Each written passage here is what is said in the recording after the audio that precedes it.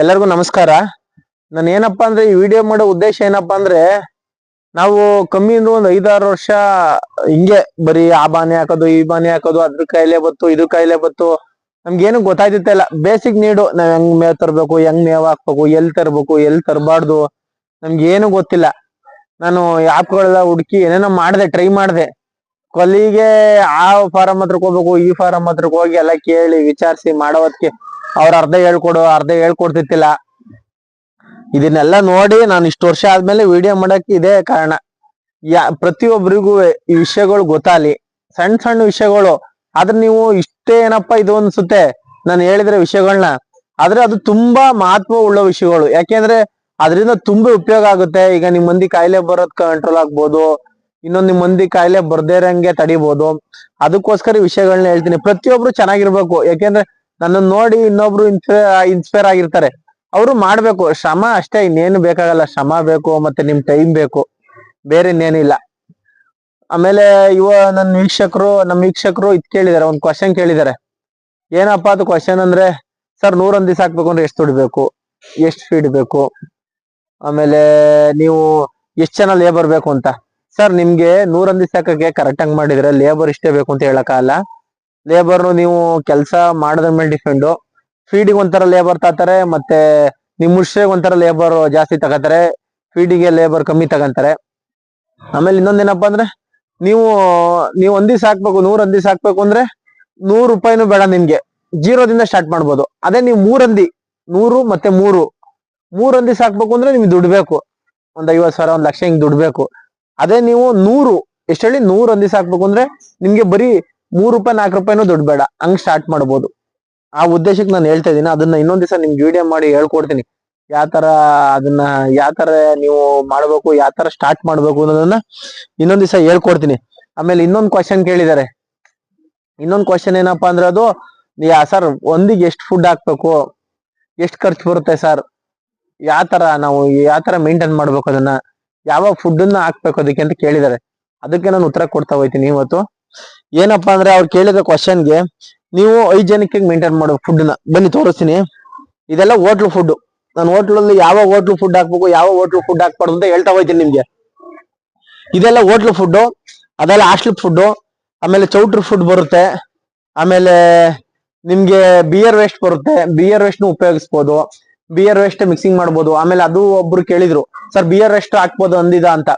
Beer waste ನು ಹಾಕ್ಬೋದು, beer waste ಹಾಕಿದ್ರೆ ನಿಮ್ಗೇನ್ ತೊಂದರೆ ಇಲ್ಲ. ಆದ್ರೆ ಏನಪ್ಪಾ ಅಂದ್ರೆ ಯಥೇಚ್ಛವಾಗಿ ಒಂದೇ ಸಲ ಯಥೇಚ್ಛವಾಗಿ ಬರೀ ಬಿಯರ್ ವೇಸ್ಟ್ ನೇ ಕೊಡೋದಲ್ಲ, ಅದಕ್ಕೆ ಮಿಕ್ಸಿಂಗ್ ಮಾಡ್ಬೇಕು. ಈ ಫುಡ್ ನ ಮಿಕ್ಸಿಂಗ್ ಮಾಡ್ಕೊಟ್ರೆ ತುಂಬಾ ಒಳ್ಳೇದು. ಆಮೇಲೆ ನೀವು ಇನ್ನೊಂದೇನಪ್ಪಾ ಅಂದ್ರೆ, ಅದನ್ನ ಬೇಕಾದ್ರೆ ಇನ್ನೊಂದ್ ದಿವಸ ವಿಡಿಯೋ ಮಾಡ್ತೀನಿ. ನಿಮ್ಗೆ ಹೇಳಿದ್ನಲ್ಲ, ಅವ್ರು ಕೇಳಿರೋದನ್ನ 101 ದಿವಸ ಹಾಕ್ಬೇಕು, ಅದಕ್ಕೆ ಎಷ್ಟು ಫೀಡ್ ಹಾಕ್ಬೇಕು, ಏನು ಎಷ್ಟು ಖರ್ಚು ಬರುತ್ತೆ ಎಲ್ಲಾನು ಇನ್ನೊಂದ್ ದಿವಸ ಹೇಳ್ಕೊಡ್ತೀನಿ ನಿಮ್ಗೆ. ಆಮೇಲೆ ಇದನ್ನ ಹೈಜೆನಿಕ್ ಆಗಿ ಇಡೋದನ್ನ ಕಲೀರಿ ಫಸ್ಟ್. ಹೈಜೆನಿಕ್ ಆಗಿ ಇಡೋದು ಅಂದ್ರೆ ಹೆಂಗಪ್ಪ, ನೀವು ಈಗ ಮುಸ್ರೆ ತರಕ್ ಒಂದ್ ಗಾಡಿ ಬೇಕು. ಫಸ್ಟ್ ಆಫ್ ಆಲ್ ಒಂದ್ ಗಾಡಿನ ನೀಟಾಗಿ ಇಟ್ಕೊಳ್ಳಿ. ಡ್ರಮ್ಗಳು ಒಂದ್ 3-4 ಡ್ರಮ್ಗಳು ನೀಟಾಗಿ ಇಟ್ಕೊಳ್ಳಿ. ಒಂದ್ 5 ಡ್ರಮ್ ಡೈಲಿ ತೊಳೆಯೋದ್ನ, ಅದನ್ನ ಡೈಲಿ ನೀವು ತಂದು ತೊಳೆಯೋದ್ನ ಮಾಡಿ. ಒಂದ್ ದಿವಸ ಮೇತತ್ತೀರಾ, ಇನ್ನು ಅದನ್ನೇ ವಾರಾಂಗಂಟ್ಲೆ ಉಪಯೋಗಿಸ್ಬೇಡಿ. ಯಾಕೆಂದ್ರೆ ನಿಮ್ಗೆ ಹೋಟ್ಲುಗಳಲ್ಲೂ ಸ್ಮೆಲ್ ಬರುತ್ತೆ, ಹೋಟ್ಲುಗಳಲ್ಲೂ ನಿಮ್ ಕಂಪ್ಲೇಂಟ್ ಮಾಡ್ತಾರೆ, ಆಯ್ತಾ. ಆದ್ರಿಂದ ನೀವ್ ಏನ್ ಮಾಡ್ಬೇಕು, ತಂದ ತಕ್ಷಣ ತೊಳಿಬೇಕು ಅದನ್ನ ತೊಳೆದ್ರೆ ನೀಟಾಗಿರುತ್ತೆ, ನಿಮ್ಗೇನ್ ತೊಂದರೆ ಇಲ್ಲ. ಆಮೇಲೆ ಆ ಫುಡ್ ನ ವಾರಾನ್ಗಂಟ್ಲೆ ಇಡೋದು. ಈಗ ಒಂದ್ ಫುಡ್ ತತ್ತೀರಾ, ವೆಜ್ಜು ನಾನ್ ವೆಜ್ಜು ಮತ್ತೆ ತರಕಾರಿ ಎಲ್ಲಾನು ಹಾಕ್ಬೋದು, ನೀವ್ ಯಾವ್ದೇ ತೊಂದ್ರೆ ಇಲ್ಲ. ಹೊಸ್ರುಲ್ನು ಹಾಕ್ಬೋದು ಒಂದಿಗೆ, ನಿಮ್ಗೆ ಯಾವ್ದೇ ತೊಂದರೆ ಇಲ್ಲ. ನೀವು ಹೊಸ್ರುಲ್ ಹಾಕಿದ್ರೆ ಏನಪ್ಪಾ ಅಂದ್ರೆ ಒಂದಿ ನಿಧಾನಕ್ಕೆ ಸ್ವಲ್ಪ ಗ್ರೋತ್ ಆಗುತ್ತೆ. ನಿಧಾನಕ್ಕೆ ಅಂದ್ರೆ ಜಾಸ್ತಿ ಟೈಮ್ ತಗೊಳುತ್ತೆ. ಆಮೇಲೆ ನೀವು ಹೋಟ್ಲು ಫುಡ್ ಹಾಕ್ಸಿದ್ರೆ ಸ್ವಲ್ಪ ಫಾಸ್ಟ್ ಆಗಿ ಬರುತ್ತೆ. ಆಮೇಲೆ ಫೀಡ್ ಬೆಳೆಸಿದ್ರೆ ಇನ್ನೂ ಫಾಸ್ಟ್ ಆಗಿ ಹಂದಿ ಬೆಳೆಯುತ್ತೆ. ಅಷ್ಟೇ ವ್ಯತ್ಯಾಸ, ಬೇರೆ ಇನ್ನೇನಿಲ್ಲ. ನೀವು ಫುಡ್ಡಿನ ಬಗ್ಗೆ ಹೇಳ್ತೀನಿ.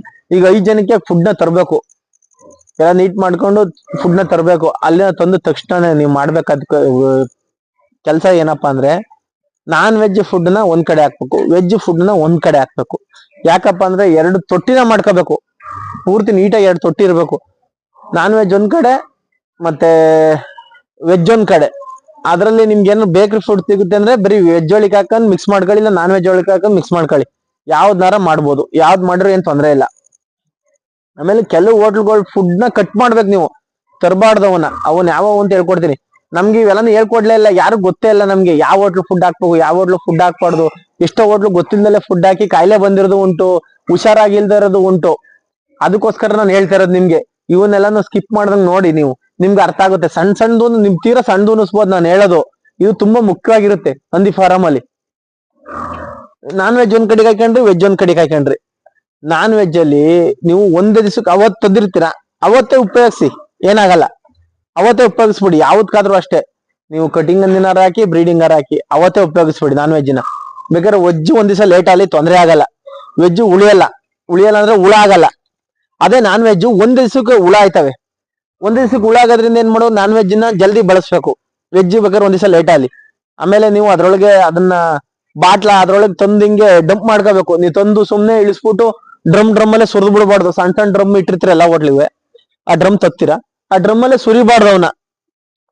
ಒಂದೊಂದೇ ಡ್ರಮ್ ಅನ್ನ ಇಳಿಸಿ ಡಂಪ್ ಮಾಡ್ಕೋಬೇಕು. ಇಲ್ಲಿ ತೊಟ್ಟಿಗಳು ಇಡ್ಬೇಕು ಅಂತ ಹೇಳಿದ್ನಲ್ಲ, ಅದಕ್ಕೆ ಡಂಪ್ ಮಾಡ್ಕೋಬೇಕು. ಏನಕ್ಕೆ ಡಂಪ್ ಮಾಡ್ಕೋಬೇಕು ಅಂದ್ರೆ ಅದ್ರಲ್ಲಿ ಪ್ಲಾಸ್ಟಿಕ್ ಮುಚ್ಚ ಇರ್ಬೋದು, ಪ್ಲಾಸ್ಟಿಕ್ ಬಾಟ್ಲುಗಳು ಇರ್ತವೆ.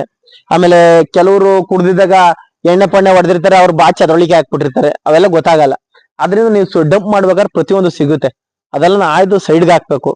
ಅದೆಲ್ಲ ಆಯ್ದು ಸೈಡ್ಗೆ ಹಾಕಿದ್ರೆ ತುಂಬಾ ಒಳ್ಳೇದು. ನಿಮ್ಗೆ ಹಂದಿಗಳು ತಿನ್ನೋದೇ ಅಲ್ಲಿ ಮತ್ತೊಂದೆಲ್ಲ ಮಾಡಲ್ಲ, ಹಂದಿಗೆ ಗೊತ್ತಾಗಲ್ಲ. ನೀವು ಕವರ್ ಹಾಕಿದ್ರು ಮಿಸ್ ಆಗಿ ತಿನ್ಬಿಡ್ತವೆ, ಬಾಟ್ಲ್ ಹಾಕಿದ್ರು ಕಡ್ಕೊಂಡ್ ತಿನ್ಬಿಡ್ತವೆ, ಗೊತ್ತಾಗಲ್ಲ. ತೀರದ್ರೊಳಗೆ ಕಲ್ಲು ಸುರಿದು ನೀವು ಕಲ್ಲೇ ಕಡ್ಕೊಂಡ್ ತಿಂದಿರ್ತವೆ, ಗೊತ್ತಾಗಲ್ಲ ಪಾಪ ಪ್ರಾಣಿಗಳಿಗೆ. ಆ ಮುಗ್ಧ ಪ್ರಾಣಿಗಳು, ಅವನ್ನ ನೀವು ಎಷ್ಟು ಹೈಜೆನಿಕ್ ಆಗಿ ನೋಡ್ಕೊಂತೀರೋ ಅಷ್ಟೇ ಸಾಕ್ತಿರ ನೀಟಾಗಿ, ಅಷ್ಟೇ ನೀಟಾಗಿ ಇರ್ತವೆ. ಈ ಫುಡ್ ನ ಎರಡ್ ಕಡೆ ಸುರ್ಕೊಂಡ್ ಆದ್ಮೇಲೆ ನಿಮ್ಗೆ ಈಗ ವೆಜ್ ನ ಗಬ್ದಂದಿಗಳಿಗೆ, ಮರಿ ಹಾಕಿರೋ ಹಂದಿಗಳಿಗೆ ಕೊಡಿ, ತುಂಬಾ ಒಳ್ಳೇದು. ನಾನ್ ವೆಜ್ ನ ಕೊಡ್ಬೇಡಿ ಮರಿ ಹಾಕಿರೋದ್ರಲ್ಲಿ, ಖಾರ ಜಾಸ್ತಿ ಇರುತ್ತೆ, ಮರಿಗಳು ಉಚ್ಕೊಳ್ಳೋ ಪ್ರಾಬ್ಲಮ್ ಆಗುತ್ತೆ, ಮತ್ತೊಂದ್ ಪ್ರಾಬ್ಲಮ್ ಆಗುತ್ತೆ. ಫೀಡ್ ಹಾಕಿದ್ರೆ ತೊಂದ್ರೆ ಏನ್ ಬರಲ್ಲ, ಫೀಡ್ ಹಾಕಿದ್ರೆ ನೀನು ಎಲ್ಲರಿಗೂ ಒಂದ್ಕೆ ಹಾಕೊಂಡೋಗಿ ಏನ್ ತೊಂದ್ರೆ ಇಲ್ಲ. ಅದೇ ನಾನ್ ವೆಜ್ ನ ಮರಿ ಹಾಕಿರೋ ಹಂದಿಗಳಿಗೆ ಕೊಡ್ಬೇಡಿ. ಗಬ್ಬ ಹಾಕಿರೋ ಹಂದಿಗಳಿಗೆ ಪರವಾಗಿಲ್ಲ, ಮರಿ ಹಾಕಿರೋ ಹಂದಿ ಕೊಡ್ಬೇಡಿ. ಮರಿ ಹಾಕಿರೋ ಹಂದಿಗೆ ನಾನ್ ವೆಜ್ ಫೀಡ್ ನ ಕೊಟ್ರೆ ನಾನ್ ವೆಜ್ ಫುಡ್ ನ ಕೊಟ್ರೆ ಏನಾಗತ್ತಪ್ಪ ಅಂದ್ರೆ ಮರಿ ಉಚ್ಕೊಳುತ್ತೆ, ಡಯೇರಿಯಾ ಅಂತ ಬರುತ್ತೆ. ಅದಕ್ಕೆ ಫುಡ್ ನ ನೀಟಾಗಿ ಕೊಡ್ಬೇಕು ನೀವು. ಆಮೇಲೆ ಫುಡ್ ನ ಅವತ್ತು ತಂದಿದ ತಕ್ಷಣ ಅವತ್ತೇ ಬಳಸ್ಬೇಕು, ಇಲ್ಲಾಂದ್ರೆ ಅದನ್ನ ಬಿಸಿ ಮಾಡಿ ಕೊಡ್ಬೋದು. ಇಷ್ಟೆಲ್ಲ ಮಾಡ್ಕೊಂಡ್ರೆ ಮರಿಗಳು ನೀಟಾಗಿ ಉಳ್ಕೊಳ್ಳುತ್ತೆ, ಮರಿಗಳಿಗೆ ಬೇದಿ ಮತ್ತೆ ಇನ್ನೊಂದು ಕಮ್ಮಿ ಆಗುತ್ತೆ. ಆಮೇಲೆ ವೆಜ್ಜಿನ ನೀವು ಒಂದ್ ದಿವಸ ಹೆಚ್ಚು ಕಮ್ಮಿ ಬಳಸ್ಬೋದು, ಒಂದ್ ದಿವಸ ಲೇಟ್ ಆಗಿ ಬಳಸಿದ್ರೆ ಏನ್ ತೊಂದ್ರೆ ಇಲ್ಲ. ವೆಜ್ಜಿನ ಈಗ ಚೌಟ್ರಿಲಿ ಯಥೇಚ್ಛವಾಗಿ ಸಿಕ್ಬಿಡುತ್ತೆ, ಒಂದ್ ದಿವಸ ಫುಡ್ ಇರಲ್ಲ, ಆಗದನ್ ತಂದು ಸ್ಟೋರ್ ಮಾಡ್ಕೊಳ್ಳಿ. ಒಂದ್ ದಿವಸ 2 ದಿವಸ ಏನ್ ತೊಂದರೆ ಆಗಲ್ಲ. ನಾನ್ ಕೊಡ್ತೀನಿ, ನಿಮ್ ಇಷ್ಟ. ನಮ್ಗೆ ಒಳ್ಳೆ ಫುಡ್ ಸಿಗುತ್ತೆ ಸರ್, ಒಂದೇ ದಿವಸ ಕೊಡ್ತೀನಿ ಅಂದ್ರೆ ಕೊಡಿ, ನಮ್ಗೇನ್ ಬೇಜಾರಿಲ್ಲ. ಇಲ್ಲ ಒಂದು 6 ಇಟ್ಕೊಂಡ್ ಕೊಡ್ತೀನಿ ಅಂದ್ರೆ ಕೊಡಿ, ನಾನ್ ಬಳಸ್ತಿರೋದನ್ನ ನಾನು ನಿಮ್ಗೆ ಹೇಳ್ಕೊಡ್ತೀನಿ ಅಷ್ಟೇ. ಅದು ವೆಜ್ಜಿನ 1-2 ದಿವಸ ಇಟ್ಕೊಂಡು ನಾನ್ ಬಳಸ್ತೀನಿ, ಹೆಚ್ಚು ಕಮ್ಮಿ ಏನಾಗಲ್ಲ. 2 ದಿವಸ 3 ದಿವಸ ಇಟ್ಕೊಂಡ್ ಬಳಸಿದ್ರು ಏನಾಗಲ್ಲ, ಚೆನ್ನಾಗಿರುತ್ತೆ. ಆಮೇಲೆ ಈ ಡ್ರಮ್ನೆಲ್ಲ ನೀಟಾಗಿ ತೊಳ್ಕೊಳ್ಳೋದನ್ನ ಅಭ್ಯಾಸ ಮಾಡ್ಕೊಳ್ಳಿ. ಆಮೇಲೆ ಇನ್ನೊಂದೇನಪ್ಪಾ ಅಂದ್ರೆ, ಯಾವ ಹೋಟ್ಲು ಫುಡ್ ನ ತರಬೇಕು ಅನ್ನೋದು ಹೇಳ್ತೀನಿ ನಾನು. ಯಾವ ಹೋಟ್ಲು ಫುಡ್ ನ ತರಬೇಕು ಅಂದ್ರೆ ನಾನ್ ವೆಜ್ಜು, ಆಮೇಲೆ ನೀವು ಹಣ್ಣು ತರಕಾರಿ, ಪ್ರತಿಯೊಂದು ಸೊಪ್ಪು ಮಾಡ್ತಾರಲ್ಲ, ಸೊಪ್ಪು ಉಳ್ದಿರ್ತಾವಲ್ಲ, ಸೊಪ್ಪು ತರ್ಬೋದು, ತರಕಾರಿನೂ ತರ್ಬೋದು. ಈಗ ಬಾಳೆ ಮಂಡಿಲಿ ಬಾಳೆಹಣ್ಣು ಉಳ್ದಿರ್ತವೆ ವೇಸ್ಟೇಜು, ಅವನು ತರ್ಬೋದು. ಆಪಲ್ ಅಂಗಡಿ ಅವು ಇವು ಹಣ್ಣುಗಳು ಮಾಡ್ತಾರೆ, ಪಪ್ಪಾಯ ಗಿಪ್ಪಾಯ ಹಣ್ಣಾಗಿರೋದು ಉಳ್ದಿರ್ತವೆ, ಅದನ್ನು ತರ್ಬೋದು. ಆಮೇಲೆ ಸುಮಾರು ತರ ಫುಡ್ ನೀವು, ಆಮೇಲೆ ವೇಸ್ಟೇಜ್ ಸಂತೆಲಿ ಕಾಳು ಕಡ್ಡಿ ಉಳಾಗಿರೋ ಕಮ್ಮಿ ರೇಟಿಂಗ್ ಮಾಡ್ತಾ ಇರ್ತಾರೆ, ಅವನು ತರ್ಬೋದು. ನಾನು ತತ್ತೀನಿ ಅವೆಲ್ಲ ತರ್ಬೋದು. ಆಮೇಲೆ ಅಕ್ಕಿ ನುಚ್ಚ ಹಾಕ್ಬೋದು. ಇವೆಲ್ಲಾನು ನೀವು ಬೇಕಾದಷ್ಟು ಯಾವಕ್ಕೆ ಏನೇನ ಪ್ರಮಾಣದಲ್ಲಿ ಹಾಕ್ಬೇಕು ಅನ್ನೋದನ್ನ ತಿಳ್ಕೊಂಡು ಹಾಕಿದ್ರೆ ಮುಗ್ದೋಯ್ತು ಅಷ್ಟೇ, ಇನ್ನೇನಿಲ್ಲ. ಆಮೇಲೆ ಇನ್ನೊಂದೇನಪ್ಪಾ ಅಂದ್ರೆ, ನೀವು ಹೋಟ್ಲುಗಳ್ದ ಫುಡ್ ನ ಉಪಯೋಗಿಸ್ಬೇಕಾದ್ರೆ ನಾಟಿ ಹಂದಿ ಹೋಟ್ಲುಗಳ್ದು ಏನ್ ಹೇಳಿ, ನಾಟಿ ಹಂದಿ ಹೋಟ್ಲುಗಳ್ದ ಫುಡ್ ನ ಉಪಯೋಗಿಸ್ಬೇಡಿ. ನಾಟಿ ಹಂದಿ ಹೋಟ್ಲು, ಯಾರು ನಾಟಿ ಹಂದಿನ ಉಪಯೋಗಿಸಿ ಹೋಟ್ಲು ಮಾಡ್ತಾ ಇರ್ತಾರೆ ಅದನ್ನ ಉಪಯೋಗಿಸ್ಬೇಡಿ.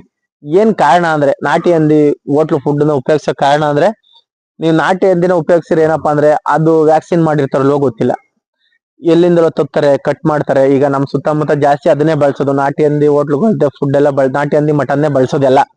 ಇಲ್ಲಿ ಸುತ್ತಮುತ್ತ ಹೋಟ್ಲು ನಮ್ ಚಂದ್ರಪಟ್ಟಣ ಇರ್ಬೋದು, ಇನ್ ಬೇರೆ ಕಡೆ ಆಗಿರ್ಬೋದು, ಸುಮಾರು ಕಡೆ ಅದನ್ನೇ ಬಳಸ್ತಾರೆ.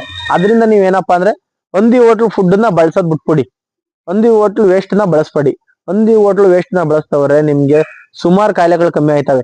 ಏನಕ್ಕೆ ಅಂದ್ರೆ, ಹಂದಿ ಹೋಟ್ಲು ವೇಸ್ಟ್ ಅಲ್ಲಿ ಅವರು ನಿಮ್ಗೆ ಮಟನ್ ತೊಳ್ದಿರೋದ್ನ ಅದ್ರೊಳಗೆ ಹೋಯ್ತಾರೆ, ಕೈ ತೊಳ್ದಿರೋದ್ನ ಅದ್ರೊಳಗೆ ಹಾಕ್ತಾರೆ. ಹಂಗಾರೆ ನೀವು ವೆಜ್ಜಲ್ಲಿ ಕೈ ತೊಳೆಯಲ್ವಾ ಸರ್ ಅಂತೀರಾ, ವೆಜ್ಜಲ್ಲೂ ಕೈ ತೊಳಿತಾರೆ.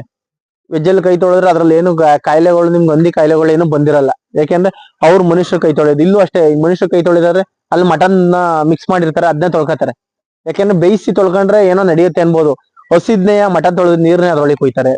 ಅದರಿಂದ ಹಂದಿ ಹೋಟ್ಲು ಫುಡ್ ನ ಉಪಯೋಗಿಸ್ತಾ ಹೋದ್ರೆ ನಿಮ್ಗೆ ಎಷ್ಟೋ ಕಾಯಿಲೆಗಳು ಅವಾಯ್ಡ್ ಆಯ್ತವೆ. ಅವ್ರಿಗೆ ಹಂದಿ ಹೋಟ್ಲಿಗೆ ಯಾವ್ದೋ ಹಂದಿಗಳು ತಂದಿರ್ತಾರಲ್ಲ ಹೊರಗಡೆಯಿಂದ, ಅವಕ್ಕೆ ಯಾವಕ್ಕೂ ವ್ಯಾಕ್ಸಿನ್ ಹಾಕಿರಲ್ಲ, ಯಾವಕ್ಕೂ ಇಂಜೆಕ್ಷನ್ ಹಾಕಿರಲ್ಲ, ಅಲ್ಲಿ ಯಾವ್ದೋ ಕಾಯಿಲೆ ಬರುತ್ತೆ, ತಂದಿಲ್ಲ ಹಾಕಿದ್ದಾರೆ, ಕಟ್ ಮಾಡ್ತಾರೆ, ಡಿಸ್ಪ್ಯಾಚ್ ಮಾಡ್ತಾರೆ ಅದನ್ನ ಮಟನ್ನ. ಅದರಿಂದ ಈ ತೊಂದರೆ ಆಗುತ್ತೆ. ಅದನ್ನ ನೀವು ಹಂದಿ ಹೋಟ್ಲು ಫುಡ್ ನ ಉಪಯೋಗಿಸಿದ್ರೆ ನಿಮ್ಗೆ ಎಷ್ಟೋ ಅಷ್ಟು ಕಾಯಿಲೆ ಅವಾಯ್ಡ್ ಆಗುತ್ತೆ, ಅಷ್ಟು ತೊಂದ್ರೆ ನಿಮ್ಗೆ ಫ್ರೀ ಆಗುತ್ತೆ. ಆಮೇಲೆ ಇನ್ನೊಂದೇನಪ್ಪಾ ಅಂದ್ರೆ, ನೀವು ಸ್ವಲ್ಪ ದಿವಸ ಆಯ್ತಾ ಹಂದಿ ಸಾಕ್ತಾ ಇರ್ತೀರಾ, ಸ್ವಲ್ಪ ದಿವಸ ಆದ್ಮೇಲೆ ಇವೆಲ್ಲ ಗೊತ್ತಾಗುತ್ತೆ ನಿಮ್ಗೆ, ಯಾವ ಹೋಟ್ಲು ಫುಡ್ ನ ಉಪಯೋಗಿಸ್ಬೇಕು ಅಂತ. ಅದ್ರ ನಿಮ್ ಮುಂಚೆಲೆ ಗೊತ್ತಾಗಲ್ಲ ನಿಮ್ಗೆ, ಯಾರು ಹೇಳ್ಕೊಡಲ್ಲ. ಅದಕ್ಕೋಸ್ಕರ ನಾನು ಹೇಳ್ಕೊಡ್ತಾ ಇದೀನಿ, ಬನ್ನಿ ನೋಡಿ. ಇದು ಅನ್ನ ಬೇಯಿಸಿರೋದು, ಇದೆಲ್ಲ ಬೇಯಿಸಿರೋ ಅನ್ನ.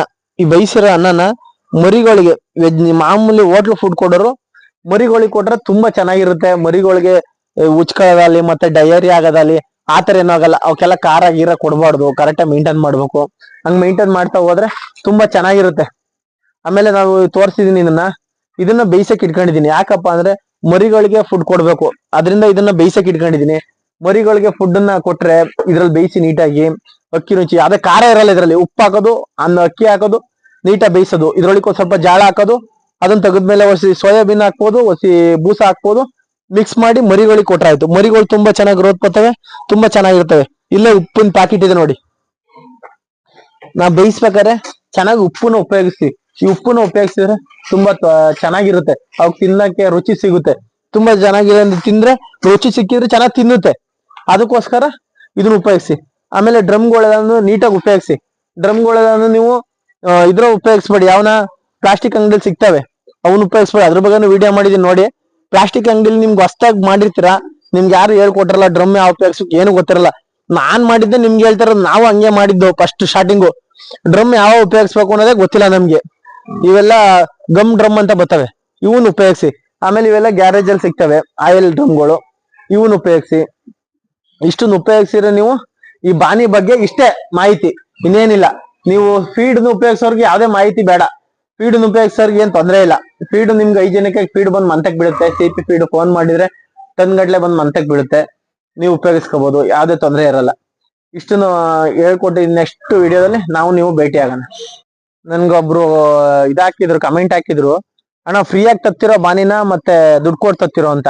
ಅವ್ರಿಗೆ ಉತ್ತರ ಏನಪ್ಪಾ ಅಂದ್ರೆ, ಸರ್ ನೀವು ಹೆಂಗೆ ಅಂದ್ರೆ ಏನ್ ಗೊತ್ತಾ, ಸ್ವಲ್ಪ ಈಗ ಬೆಂಗಳೂರು ಸೈಡ್ ಇರ್ತೀರಾ, ಅಲ್ಲೆಲ್ಲ ಕೆಲವರು ಬಾನಿಗೆ ದುಡ್ಡು ಕೊಡ್ತಾರೆ ಅಂತಾರೆ. ಆಮೇಲೆ ನೀವು ಈಗ ನಮ್ ಚಂದ್ರಾಯಪಟ್ಟಣದಲ್ಲಿ ಜಾಸ್ತಿ ಜನ ಇದ್ದೀವಿ, ಜನ ಜಾಸ್ತಿನೂ ಹಂದಿ ಸಾಕಿರೋರು ಜಾಸ್ತಿ ಇದ್ದೀವಿ. ಅದರಿಂದ ಏನ್ ಮಾಡ್ಬೇಕಪ್ಪ ಅಂದ್ರೆ ನಾವೇ ಸ್ವಲ್ಪ ದುಡ್ಡು ಕೊಡ್ಬೇಕು. ಅದರಿಂದ ಕೆಲವು ಕೊಡ್ತೀವಿ, ಕೆಲವ್ರು ಕೇಳಲ್ಲ.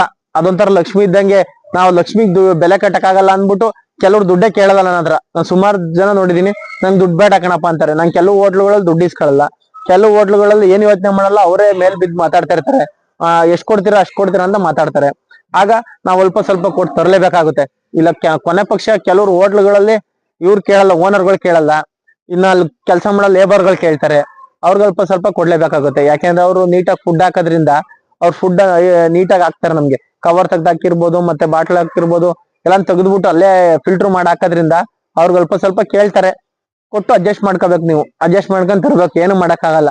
ನೀವೆಲ್ಲತಲ್ಲೂ ಒಂದೇ ತರ ಇಲ್ಲ. ನೀವು ಫೀಡ್ ಹಾಕೋದಾದ್ರೆ ಫೀಡಿಗೆ ಯಾರನ್ನು ಕೇಳಂಗಿಲ್ಲ, ನೀವು ದುಡ್ಡು ಕೊಡ್ತಾ ಇರ್ತೀರ. ಇದಕ್ಕೇನ್ ದುಡ್ಡು ಕೊಡೋದಲ್ಲ, ಸ್ವಲ್ಪ ದುಡ್ಡು ಕೊಡ್ತಂದ್ರೆ ಅವ್ರಿಗೂ ಉಪಯೋಗ ಆಗುತ್ತೆ, ಅವರು ಚೆನ್ನಾಗಿ ಫುಡ್ ಹಾಕ್ತಾರೆ, ನೀವು ಚೆನ್ನಾಗಿ ತರ್ಬೋದು. ಇಷ್ಟೇ ಸರ್.